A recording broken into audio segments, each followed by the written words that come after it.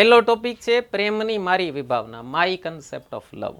આ ટાઈપનો ટોપિક આવે તો શરૂઆત એકાદા દોહાથી કવિતાથી કરો તો ખૂબ સારું લાગે, સારી ઇમ્પ્રેશન પડે. જેમ કે કબીરદાસનો એક દોહો છે, પોથી પડી પડી જગમુઆ પંડિત વયા ન કોઈ, ઢાઈ આખર પ્રેમ કા પડે સો પંડિત હોય. આનો મતલબ છેલ્લી સ્લાઇડમાં સમજાવું છું, પહેલાં કાવું કોટ કરી દેવું.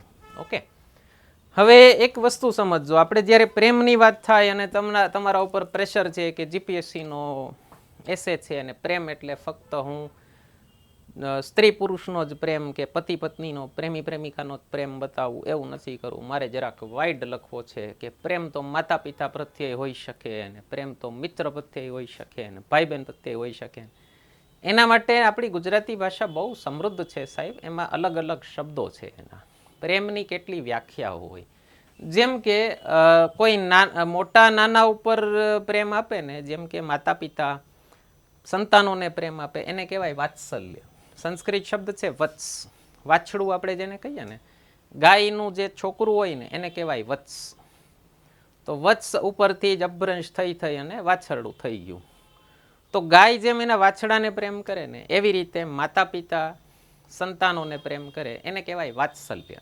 કોઈ પણ ઉંમરમાં મોટા છે એ નાનાને પ્રેમ કરશે, એને કહેવાય વાત્સલ્ય. દાદા દાદી અથવા ગુરુ શિષ્યને પ્રેમ કરે, અથવા રાજા પ્રજાને પ્રેમ કરે, તો એને કહેવાય વાત્સલ્ય. તમે રાજાઓ વિશે વાંચશો, સિદ્ધરાજ જયસિંહ જેવા રાજા વિશે આપણે ગુજરાતીમાં વાંચતા હોય, તેમાં લખ્યો બહુ પ્રજાવત્સલ રાજા હતા. પ્રજા ઉપર વત્સની જેમ, પોતાના સંતાનોની જેમ પ્રેમ. તો માતા પિતા જે છોકરાઓને કરે એને કહેવાય વાત્સલ્ય. છોકરાઓ માતા પિતાને કરે, આપણે નાના હોય એને ઉંમરમાં મોટાને પ્રેમ કરીએ તો એને કહેવાય ભક્તિ. ભક્તિ એટલે જોડાવું. તો જેમ તમે ભગવાન માટે જે પ્રેમ કરો છો એને કહેવાય છે ભક્તિ. રાષ્ટ્ર પ્રત્યે તમારો જે પ્રેમ છે એને કહેવાય ભક્તિ. તો નાના મોટાને પ્રેમ કરે એને કહેવાય ભક્તિ. સરખી ઉંમરના એકબીજાને જે પણ પ્રેમની લાગણીથી સંબંધ બંધાયેલા હોય એને કહેવાય મિત્રતા અથવા સાખ્ય. તો જેમ કે ભાઈ બહેન હોય, એક ઉંમરના જ હોય લગભગ માની લો, તો એને કહેવાય મિત્રતા. ઓકે, અથવા સાખ્ય. તમે વિચારજો, તમે કોઈ મિત્ર હશે તમારો, બહુ ઘનિષ્ઠ મિત્ર હશે, તો એને કહેશો મારા ભાઈ જેવો છે, મારો ભાઈ જ છે. તો ત્યાં ભાઈ શબ્દ કેમ આવ્યો? અને કોઈક ભાઈઓ હોય જેમાં ભળતું ન હોય, અથવા બહુ સારું ભળતું હોય. કોઈ બે ભાઈઓ હોય બહુ સારું ભળતું હોય, તો શું કહેશે? મારો ભાઈ છે ને મારો બેસ્ટ ફ્રેન્ડ છે.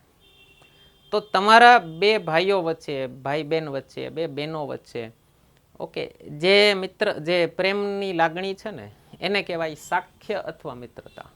ઓકે, એવી જ રીતે જ્યારે તમે હાયર પોઝિશન ઉપર છો, પાવરફુલ પોઝિશન ઉપર છો, અને લેસર પાવરફુલ વ્યક્તિ ઉપર જે તમે દેખાડો, જે દયા નીકળે તમારી. જેમ કે તમે સિગ્નલ ઉપર ઊભા છો ને કોઈ આવે, તમે ક્યાંય ગયા, ક્યાંય જમવા ગયા હતા ને કોક આવીને માગવા માંડ્યું, તમને દયા આવી. અથવા કોઈ પણ તમે જનરલ સેવા કરવા જાઓ છો, તમે એ માણસને ઓળખતા નથી, તો ત્યાં પ્રેમ હોવો સંભવ નથી. સમજજો, તમે પાવરફુલ પોઝિશન ઉપર છો, તમારા કરતાં એ લેસર પ્રિવિલેજ છે, તો ત્યાં જે આવી એને કહેવાય કરુણા, કમ્પેશન.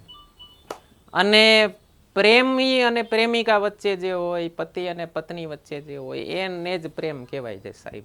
ઓકે, પ્રેમ એને કહેવાય. ઓકે, એના માટે બીજા શબ્દો છે પ્રણય, પરિણય એટલે લગ્ન. ઓકે, તો એના માટેના શબ્દો આ છે. તો એક આવી રીતે વ્યાખ્યાઓ આપી દો ને તો બહુ સરસ લાગે, તમારો એસે ઘણો અલગ તરી જાય બીજા કરતાં. ઓકે, તો આશા કરીએ છીએ તમને પસંદ આવે છે લેક્ચર સિરીઝ. કોઈ ક્વેશ્ચન હોય કમેન્ટ સેક્શનમાં પૂછી લેજો. ચેનલ સબસ્ક્રાઈબ ન કરી હોય તો કરી લેજો. મિત્રો સાથે શેર કરવાનું ભૂલતા નહીં. અને આપણી બંધારણ લેક્ચર સિરીઝ આવી ગઈ છે, ન જોઈ હોય તો જોઈ લેજો. વૈદિક મેથ્સની લેક્ચર સિરીઝ મારા ફાધરની યુટ્યુબ ઉપર પડી છે, એ પણ જોઈ લેજો. બંનેના કોર્સીસ એપ્લિકેશન ઉપર આવી ગયા છે. ફક્ત આ બે સબ્જેક્ટના કોર્સીસ પરચેસ કરી લેશો તો પણ તમારી આવનારી એક્ઝામ ક્લિયર કરવામાં 40% જેવી મદદ મળી જશે તમને. જીપીએસસી ક્લાસ 1ની પ્રિલિમ્સ કયો, એસટીઆઈની પ્રિલિમ્સ કયો, કે પછી પીએસઆઈ કોન્સ્ટેબલ કયો, તો બધી એક્ઝામમાં તમને ખૂબ કામ લાગશે. તો ન કર્યા હોય તો કોર્સીસ પરચેસ કરી લેજો, ખૂબ ફાયદો થશે તમને. કન્ટિન્યુ કરીએ છીએ આજના લેક્ચરથી. હવે પ્રેમના ઘટક તત્વો કયા હોય? મને જો આ ટોપિકમાં હું કોઈ મોડલ આન્સર દેવા માગતો નથી. હું નોર્મલી મેઇન્સના પેપર સોલ્યુશનમાં મોડલ આન્સર દેતો જ નથી, કારણ કે મોડલ આન્સર હું આપી દઈશ તો પાછું તકલીફ ઈ થશે કે બધા મેં જે કીધો એ જ આન્સર બધા દબેડી દેશો તો તમને માર્ક નહીં મળે. બીજું, તમારી વૈચારિક મૌલિકતા નહીં ખીલે તો તમારો આન્સર બીજા કરતાં જુદો નહીં થાય. એટલા માટે હું હંમેશા ગાઈડન્સવાળા પોઈન્ટ્સ આપું છું કે આવું આવું આવું આવું લખી શકો, અને તમારા વર્ડ લિમિટ કરતાં જાજુ આપું છું કે એમાંથી તમે જેટલું રિટેન કરો, જેટલું યાદ રાખો, ગ્રહણ કરો અને પછી પ્રકટ કરો, પ્રોડ્યુસ કરો, તો એના ઉપરથી તમારા દરેકનો એસે અલગ રહેવો જોઈએ. મારો વિડીયો જોઈ અને જોનાર દરેકનો એસે, દરેકનો આન્સર અલગ હશે, કારણ કે હું ફક્ત એનાલિસિસ આપું છું, તમને બધા દ્રષ્ટિકોણ આપીશ. હું મોડલ આન્સર ક્યારેય નથી આપતો. મને ઘણીવાર સ્ટુડન્ટ્સ કહે છે આની પીડીએફ લખીને આપી દો ને ભાઈ, તો પાછા ગોખણિયા જ થઈ ગયા તમે. તો હું ટીચર નો થયો, હું વેપારી થયો, અને હું કહીશ કે મારો આન્સર લખીને છાપી આવો, તમને માર્ક સારા મળશે, નહીં મળે. ઓકે, મારું કામ તમને ભણાવવાનું છે, મારું કામ મારું નામ ચમકાવવાનું નથી. ઓકે, મારું નામ મેં ચમકાવી દીધું છે, ચમકાવું હતું એટલું. ઓકે, તો એની હાવ પ્રેમના ઘટક તત્વો, એટલે હું તમને જસ્ટ એક ગાઈડન્સ તરીકે આપું છું કે કેવો આન્સર લખી શકાય, શું શું લખી શકાય એમાં. બરાબર, આગળ તમારે એક્સપ્લોર કરવું હોય. મારા માટે આ જરાક અઘરો ટોપિક હતો કે સહેલા ટોપિક હોય ને એના ઉપર લખવું જરાક અઘરું લાગે, અલગ કેમ કરવું. મેં કીધું શું લખવું, આમાં શું સોલ્યુશન દેવું.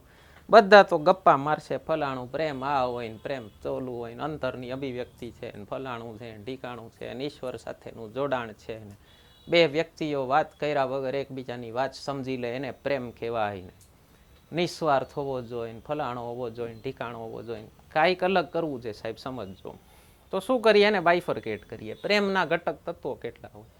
પ્રેમમાં શું આવે? કર્તવ્ય આવે, અધિકાર પણ આવે, પણ એ કઈ જતાવાની વસ્તુ નથી. હા, જાતે કરો તો કહેવાય. તમારે જતાવું પડે તો પછી ઓલું રિશ્તો મેં ખટાશ પડ ગઈ. તો પ્રેમમાં બીજું શું આવે? જે ષડરીપુ કીધા છે ને બધા આવે એમાં. 6 દુશ્મન કીધા છે આપણા: કામ, ક્રોધ, લોભ, મોહ, મદ. મદ એટલે અભિમાન, મેં આમાં નથી ઇન્ક્લુડ કર્યું, જાણી જોઈને. મત્સર, મત્સર એટલે ઈર્ષા આવે ને પ્રેમમાં. લોભ આવશે, મોહ આવશે, તમને એ વ્યક્તિ પ્રત્યે મોહ આવશે, તમને એ વ્યક્તિનો લોભ થશે, નથી કેમ મળતું, મારું જ છે, એના પ્રત્યે કામના જાગશે, આની જ સાથે રહેવું છે, નહીં મળે તો ક્રોધ આવશે. ઓકે, તો બધા પ્રેમના ઘટક તત્વો છે. ઓકે, મમત્વ આવી જાય, મારું જ છે અને મને મળવું જ જોઈએ, અને ત્યાં જ ગાંડા કાઢવાના શરૂ થાય. ઓકે, ત્યાં જ દેવદાસ થવાના શરૂ થાય જ્યાં મમત્વ આવે ત્યાં. તો પેલી એક ફેમસ લાઈન છે ને કે તમે જેને પ્રેમ કરો છો એને મુક્ત છોડી દો, જો તમારું જ છે તો ફરીને આવી જશે, જો નહીં આવે તો ક્યારેય તમારું હતું જ નહીં. મમત્વ ન રાખો, અટેચમેન્ટ ન રાખો. મમત્વ એટલે મારું જ છે, અટેચમેન્ટ. ઓકે, જીવ જાતો હોય તો એમ હોય કે નહીં, ઓલું વ્યક્તિ ફરીથી મળી જાય, ફરીથી પાછો ફેરો ફરવો પડશે. હા, પ્રેમ મુક્તિનો માર્ગ છે. ઓકે, સ્વામી વિવેકાનંદ, રામકૃષ્ણ પરમહંસ, મીરાબાઈ, ઓકે, આપણને મોરારી બાપુ, ઇવન આપણે કેટલા લોકોએ સમજાવ્યું છે પ્રેમ કરવો તો ઈશ્વરને કરો મારા ભાઈ, મુક્તિ મળશે. ઓકે, મુક્તિનો માર્ગ છે. ઈશ્વર પ્રત્યે પ્રેમથી જ જો જોડાયેલા રહેશો તો મુક્તિ સુધી પહોંચાડી દેશે તમને. ઓકે, હા. હવે વર્તમાન સમયની અમુક બદલતી વ્યાખ્યાઓ છે પ્રેમની, આગળ બતાવું તમને. બહુ મસ્ત શાયરી બતાવું છું, દિલ્હીમાં મને શીખવા મળી હતી.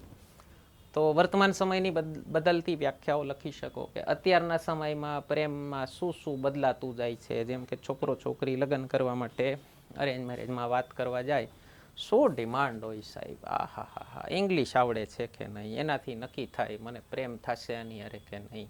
હા, ફલાણી જગ્યાએ એટલે ફરવા જવું પડે, ન જવું પડે. ઓકે, તો હવે આ બધું પ્રેમમાં ગણવું કે નહીં મને ખબર નથી. એક પેલો એક શાશ્વત પ્રશ્ન છે, શું પ્રેમમાં શરત હોઈ શકે નહીં? તમારી રીતે લખજો, હું મારા તરફથી નથી કહેતો. પ્રેમમાં શરત હોઈ શકે નહીં. ઘણા એમ કે ન જ હોય, શરત ન હોય એને પ્રેમ કહેવાય જ નહીં. ઘણા પ્રેક્ટિકલ લોકો એમ કે પ્રેક્ટિકલ પ્રેમમાં શરત હોવી જ જોઈએ.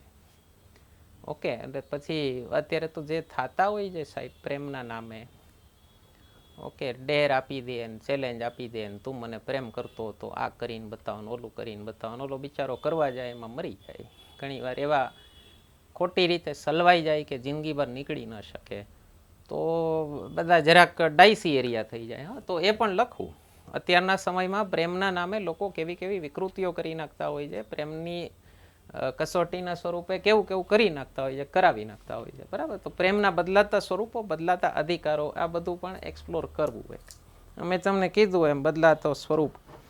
મને દિલ્હીમાં બહુ મસ્ત એક શેર જાણવા મળ્યો હતો સ્ટાર્ટિંગમાં જ, કોઈ હાથ ભી ના મિલાએગા જો ગલે મિલોગે તપાક સે, ये नए मिजाज का शहर है जरा फासले से मिला करो. ઓકે, તો એક સમય હતો કે પ્રેમ થયો એટલે ઊંધા કાંદ પડ્યા તે પડ્યા, અને બહુ સારી વસ્તુ કહેવાતી. અને હવે જરાક એમ કહેવાય છે કે નહીં જરાક આમ હું ગાંડા થયા છો, હે જરાક આમ સમજીને થોડાક દૂરથી રહ્યો, મને મારી સ્પેસ આપો, મારી પર્સનલ સ્પેસ છે, પ્રાઇવસી છે વગેરે. તો પણ આ પણ એક પ્રેમની વિભાવનામાંનો ભાગ થઈ ગયો છે. અને ફાઇનલી મેં જે દોહાથી સ્ટાર્ટ કર્યું હતું એનો મતલબ સમજાવી દઉં. પોથી પડી પડી જગમુવા પંડિત વયા ન કોઈ. કબીરદાસ શું કહે છે? ખાલી વાંચવાથી કોઈ પંડિત નથી થતું, ઢાઈ આખર પ્રેમ કા પડે સો પંડિત હોય. કોની સાથેનો પ્રેમ છે? ઈશ્વરને જો પ્રેમ કરી લીધો અને જો એ પ્રેમમાં ડૂબી ગયા તો સાચા પંડિત થયા. ખાલી તમે ભેગા માથે બોજા લઈને ફરો છો તો અંતે કબીરદાસ એ જ કે છે અલ્ટિમેટ પ્રેમ કોનો છે? અલ્ટિમેટ પ્રેમ ઈશ્વરનો છે, જે તમને મુક્તિ સુધી લઈ જશે. એક જ જગ્યા એવી છે જ્યાં તમે જેટલું દેશો ને એટલું પાછું મળશે, વ્યાજ સહિત પાછું. એક જ જગ્યા એવી છે. બાકી બધી જગ્યાએ નિરાશા મળશે તમને. તમને એમ થશે મેં તો આ કર્યું હતું, ફલાણું કર્યું હતું. ગમે ત્યાં, હા, મા બાપ હોય, છોકરાઓ હોય, સંતાનો હોય, કોઈ પણ જગ્યાએ તમે જોઈ શકો છો. તો એક જ જગ્યા છે જ્યાં ઢાઈ આખર પ્રેમ કા પડે સો પંડિત હોય. તો આ ટાઈપના ઘણા બધા થઈ શકે. તમારી રીતે તમારો આન્સર લખી શકો છો પ્રેમ માટે.